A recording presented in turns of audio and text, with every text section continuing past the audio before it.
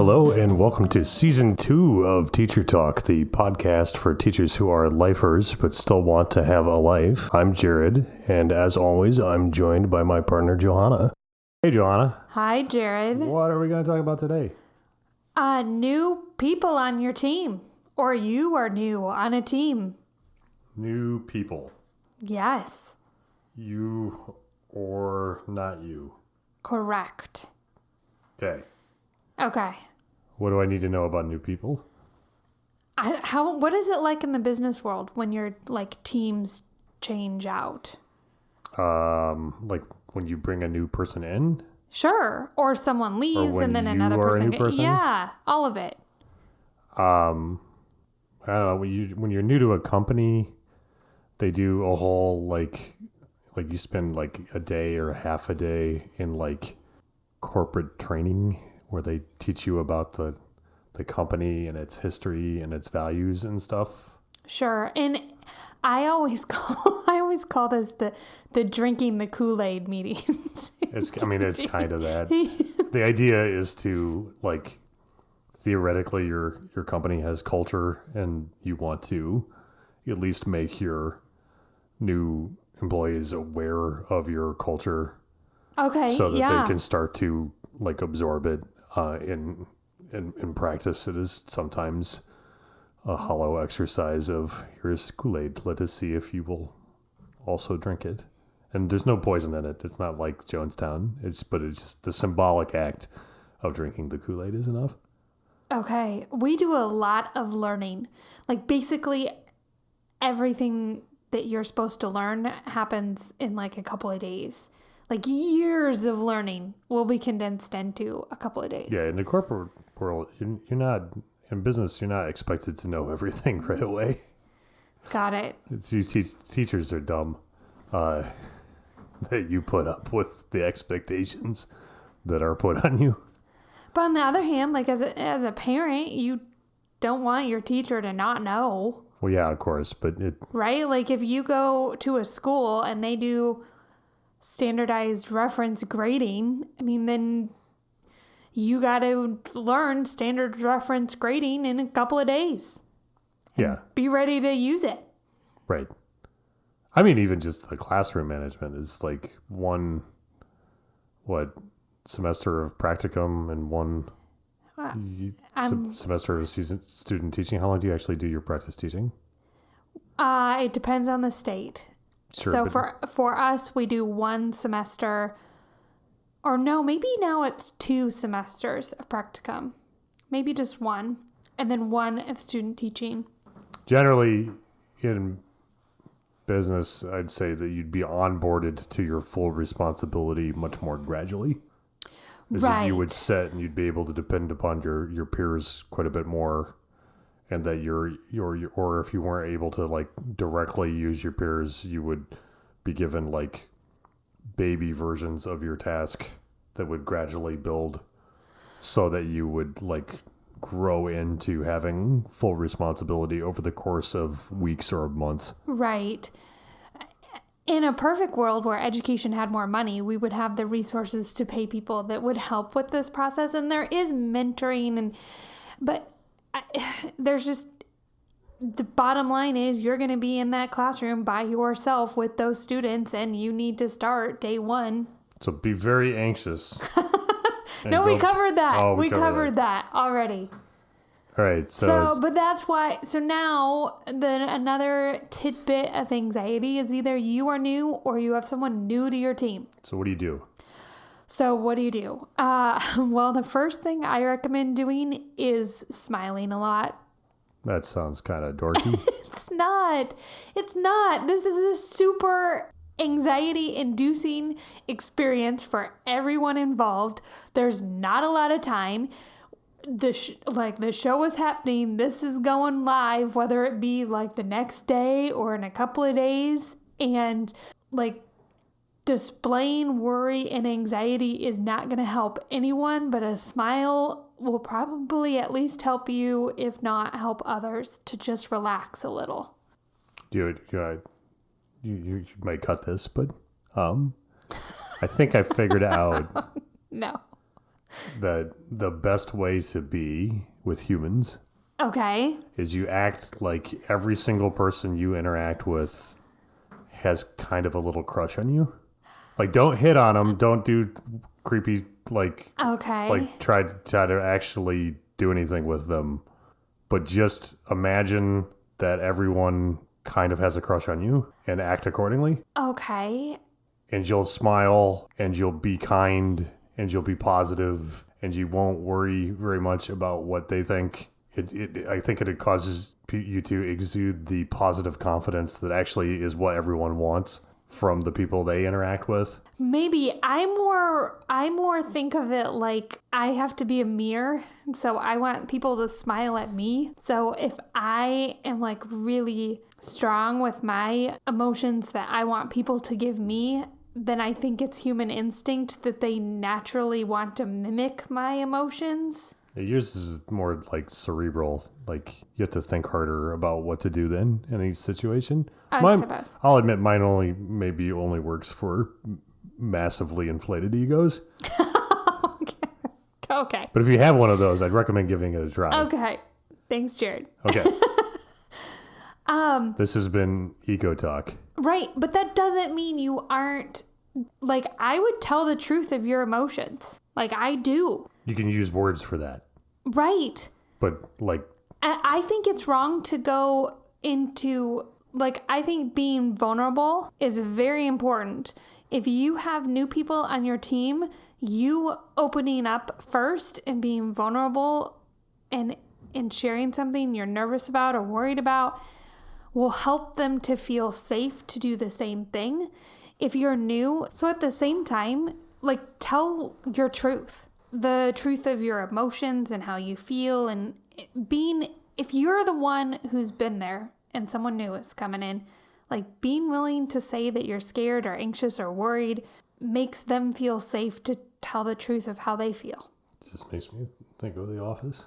Why? Because he's like, when Jim and Pam are in marriage counseling, and they're like, I'm to speak my truth and opportunity and stuff. And then Clark doesn't know what's happening. So he's like, are you guys high? Because to speak my truth, I would really appreciate it if you shared some of your kind bud with me. Okay. Glad we made that connection. The Office, however, is very good. Some people are friends people. You're not a friends person. That's the other thing that people binge, I guess. But yeah. If you're... I get hate mail, but if you new, prefer Friends over The Office, I really don't know what's the cause of that. Like, if you're new, everyone expects you to be a little anxious and unsure, and you're not. But your point is, be anxious with your words, not with your body language or your facial expressions. Oh yes, that is what I mean. You can project a positive, welcoming friendliness with how you act, but then acknowledge rationally, yes, there are things to be concerned about. There are things to be anxious about. I am too, but it doesn't help to project that with your facial expression or body language. People won't appreciate how honest you are by looking upset or scared. Right. They will have a base lizard brain reaction to it, and it makes them unhappy and not like you. Right. And if a teacher is new and they are like open and positive and excited, but they communicate that they are like anxious or concerned, or they're not sure how they're going to apply this learning yet that they just had, that makes me view them like, I'm comfortable with them. It makes me want to trust them. Also makes me think that they're a good teacher because they're being truthful and reflective. I mean, that is how they should feel. Like, that is the natural response, but because they're so open and engaging, it makes me know that we'll be able to work through this as a team. This is nothing. So if you're trying to smile and stuff, but then talking about how everything's going to be horrible? Well, it's not that they have to say. I know. But if you're saying words that have negative meanings, like concern or anxiety or worry, but you're acting like you're trying to cheer a sick kid up at the hospital. What do you do if someone says, "Well, if you share my concerns, why are you acting like that?" What do you tell them? I don't think that happens. It doesn't? Maybe it does. Okay, I'm going to pretend it does. Okay, I could see that happening secondary. That's not true. Secondary people love to act the age they teach. So people who teach 16-year-olds act very much like, prove to me that I should listen to you. And there's a lot of posturing that can go along with that. And just like with my students, I would ignore it. You just don't address their question? I suppose, I don't think, gosh, say it to me again. Let me think through it again. So you're all smiley. I'm smiling. But sure you're talking about how there's a problem. Why if you're concerned, why don't you act like it? Why are you so smiley? I see I wouldn't say there's a problem unless I'm asked. So like if I'm smiling and I'm meeting someone for the first time and we're going to work on a team together and they're like, so how are you feeling about the start of the school year? Then I would say, well, I'm nervous. Like I'm anxious to meet the kids and figure them out. And this method of grading is new to me and I wish I knew well, you don't process look nervous. Better. What do you say? Well, you don't look nervous. Well, because I'm excited. Oh, okay. Just because I'm nervous and unsure doesn't mean I'm not super excited. Got it.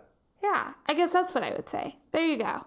So, smile. Yes. Smile like you mean it. Because you will turn them.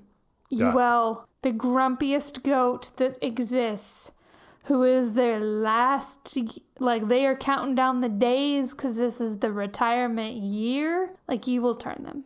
Got it. Is that it? We're done with new people? No. Oh, what else you got? Body language. Oh, okay. Okay, so The smile's sort of a body language. It is, but that's not going to get them all. Okay. Mimicking their body language. Who's they? Whoever you're trying to get on your team. Oh, whether they're new or you're new. Right. Got it. Which can feel super weird. And Get people on your team. We skipped over that part. Well, yeah. You want to function. Like, you need them. Like, they are your people. You want to, how would you say it? You want to win friends and influence people. Yes. That's kind of what you want to do. We should start a podcast called How to Win Friends and Influence People. I'm not sure you and I are the best people for that. I'm not terrible at winning friends. What if that made you highly effective and there were 7 habits that you could I see then what you're have? getting at. I don't think I have to say I am a big advocate of like Leader in Me. Well, joking aside though, that's basically what you're saying is this new people is the win friends and influence people time. So these are your tactics for yes how to make it better off for you and for them. Correct. So we're getting people on our team by smiling, and we're gonna do body language. We're gonna be like Andy Bernard. We're gonna more Office references. I love it.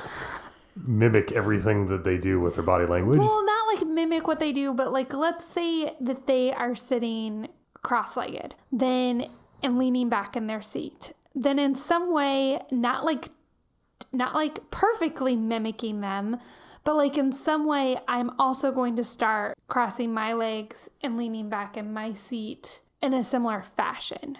Because I don't know, it's like this thing, it just helps get people. Yeah, there's science behind this. You can go look up why posture mimicry is a thing and it works.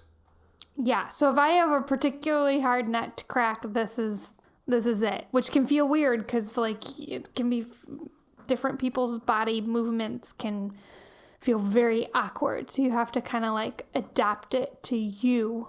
But yeah. Go watch Andy in season 3 after they merge the offices. They'll tell you everything you need to know. Don't punch the wall though. Oh yeah, it's that episode. Because you need things as teachers, we don't have time for this lovely, slow onboarding process that you describe, right? Like we gotta hit the ground running, and so we need tricks that kind of form instant friendships. So here you go. Shall we keep going? Yeah, what's your next thing? Okay. Next thing that I do, and this one can feel kind of weird too, is touch. Touch. Yep. Welcome to Pickup Artist Talk. We're going to discuss your Keno game. Get a touch with confidence. It's the key to seduction. So a little trick I have, because you don't have to physically touch them, I think, to get this to work. Handing things to people. Oh. Is also like touch. You know, like if they set down a bunch of papers on a table and rather than taking one and passing it, like finding a way to not look like an authoritative, I want to use a word I shouldn't use if kids are listening. Anyway, not to look like a control freak, but simply, or taking the time to like, or like if you bring gum, passing out gum, or if you bring candy for the table, like passing it out. I do it with students by passing them a pencil. Like it's normally not an effective thing to do over and over again, but it's a way to like, I don't know, you have to synchronize your bodies, right? Like I'm going to hand something out. You're going to put your hand out to take it. It causes you to do eye contact. It causes you to be within the same space. I think it works. Yeah, that's a neat trick. Yeah, because it can feel weird to like just purposely choose to sit down next to someone, which that can work too, but... Put your arm around his shoulder. Yeah, it's creepy. I mean, particularly if you're a bigger dude, like you don't want to be doing that. Handing them a stick of gum. Boom. Boom. Neat. You got any other like touch tricks? Simple one, get everyone at a table. So they're like facing each other or sitting next to each other? Yep. Okay. Yep. It's kind of instinct for teachers to not do that because our classrooms are set up for 35 people. And so you do have to do a little bit of like negotiating to get people. So I will like preset things out if we're meeting so that people have a spot they're supposed to go to so they don't just instantly spread out around the room. Like a conference room table. Right, but we don't have those. We'll have like desks that we're all meeting at. That's why conference room tables exist. Oh. Is probably because of what you've identified and that it helps. Right? Yes. Yes. And then asking that part, like making sure to engage that person if you're not new. If you are new, you want to monitor your voice, your input. You want to make sure that you're contributing. Don't sit there silently. But don't talk too much. Right. Like get like one good thing in and be like George Costanza, like I'm out. Well, I think better than that is to just ask questions. So like if you actually know something that could help solve the problem, like absolutely. But it's a lot less pressure to say things like, so we've been talking about doing da-da-da-da-da-da. Is there anything we might be forgetting? Or are there any ways that we could maybe simplify this process? Or like open-ended questions that will get the group thinking takes the pressure off. You don't need to have the answer. You're just helping to elicit answers in others. Okay. Okay. What else you had? So this is good for new people and it's good for people who have new people on the team, but actually take time, put it on your to-do list to go and listen to people. What do you mean? So right now, I'm bad at my current to-do list with this, but if someone is new to the staff, it's important to take time to actually show up to their room and engage with them. Just let them talk. Yes, and it can be super helpful to say, what can I do for you? And they're going to say nothing. And then you can say things like, well, I love to clean. Can you point to something and I will clean it? Like, do you want your windows cleaned? Do you have a lamination you need cut out? Like the next 10 minutes are yours. What could I do for you right now that would take something off your list? Sometimes they will tell you no. And if they tell you no, well, then say, okay, are you sure? Because I really could. Like, do you have some books you need organized? Like, do you have name tags you need written out? But if they really say no, well, then say, well, just welcome to our school. Let me know if I can do anything for you. And then you got to let it go. But a lot of times they'll say yes. Yeah. Yeah. And they need that.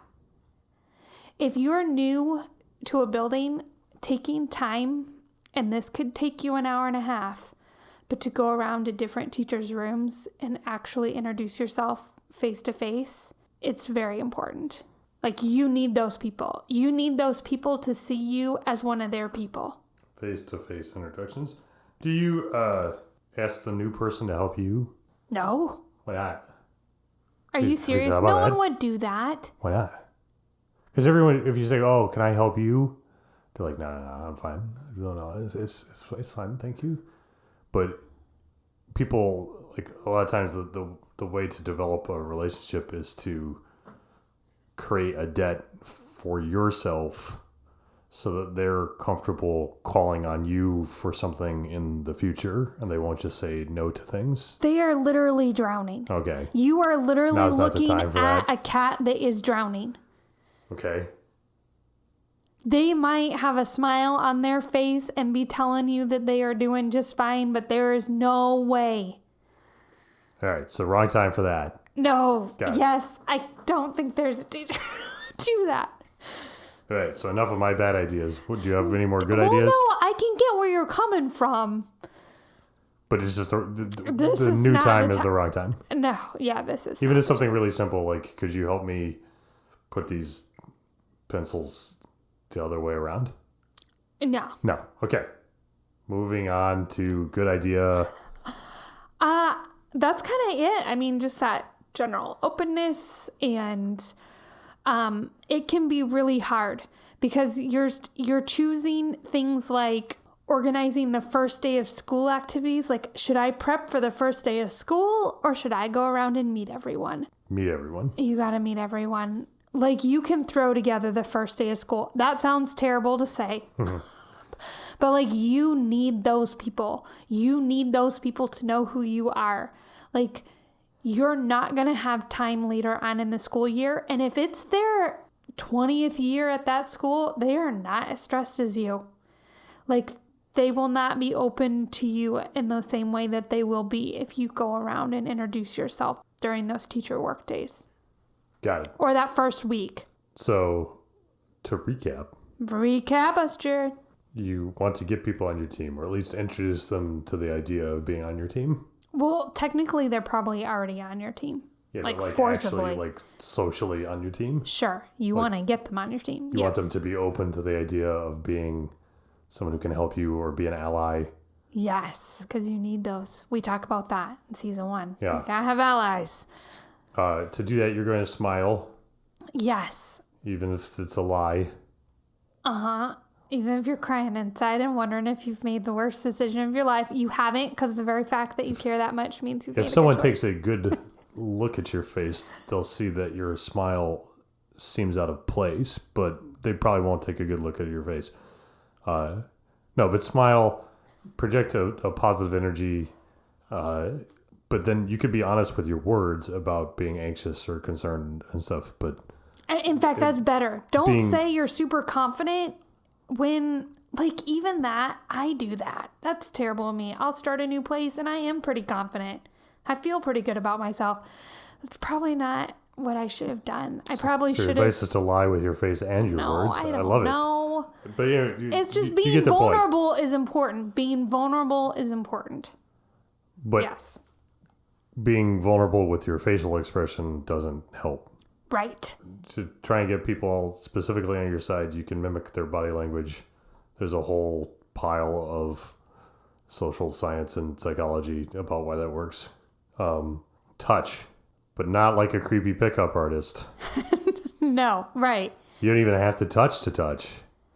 You can get a lot of the benefits by handing papers or gum or objects, like passing off an object to another person hand to hand, accomplishes many of the same benefits. You can I think walking into a person's room and wanting to shake their hand feels totally natural. Yeah, that's good too. But yeah. These are the trick touches. The trick is just hand them paper stuff. That's right. If you try and get like people at like a conference room table, not like desks, like teaching, if you're interacting with a group, arrange things so that you'll be circled around each other and close to each other instead of like in rows, like your desks are probably already set up, right? Hopefully they're not set up in rows. I don't know.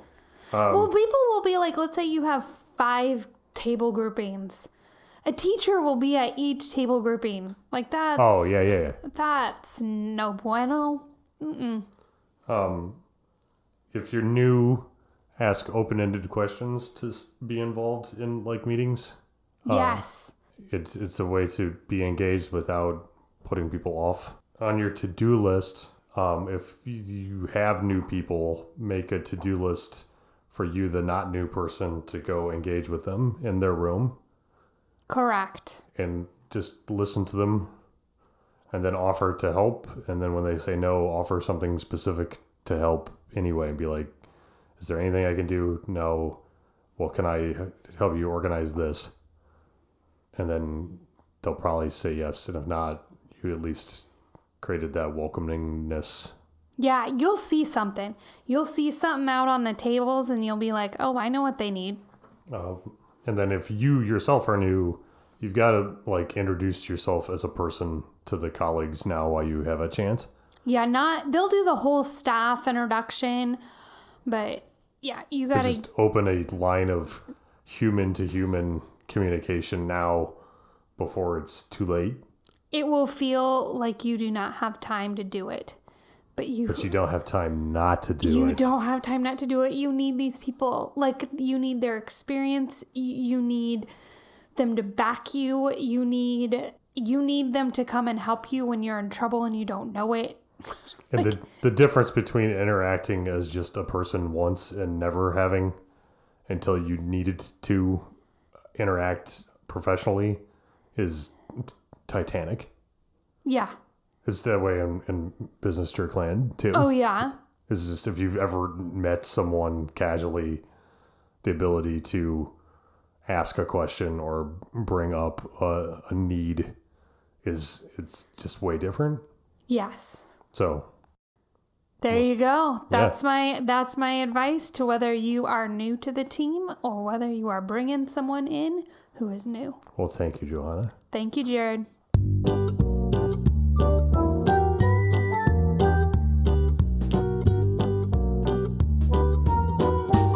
Johanna, do you get questions from listeners ever? Yes, we do. How do those listeners send you questions? They send us an email. Where does that email go? teachertalk4teachers@gmail.com. But wait, what kind of 4? How do I do 4? All of the 4s. They can do a number 4. They can write the word FOR, or they can do FOUR, even though that one doesn't quite make sense. Well, perfect. teachertalk4teachers@gmail.com. Yes. Thank you, Johanna. Thank you, Jared.